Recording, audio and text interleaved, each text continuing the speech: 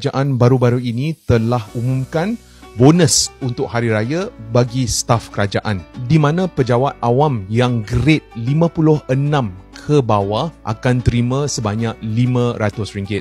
Dan selain daripada itu, pesara juga akan dapat $250 yang termasuk veteran yang berpension atau veteran yang tak berpension. Selain daripada itu, kerajaan juga mengumumkan STR, di mana kalau pendapatan isi rumah di bawah 2,500, kalau keluarga tersebut tiada anak, mereka akan terima RM150, dan kalau mereka ada lebih dari 5 orang anak, mereka akan terima sebanyak RM650. So untuk pendapatan isi rumah antara RM2,501 sehingga RM5,000, kita boleh lihat kalau bilangan anak kosong, mereka akan dapat sebanyak RM100. Kalau bilangan anak lebih daripada 5 orang, mereka akan dapat RM300. Bujang dan warga emas yang tiada pasangan pun akan dapat STR, di mana kalau pendapatan bujang sebanyak 2,500 ke bawah, mereka akan dapat RM150. Manakala warga emas yang tiada pasangan, kalau pendapatan mereka di bawah 5,000,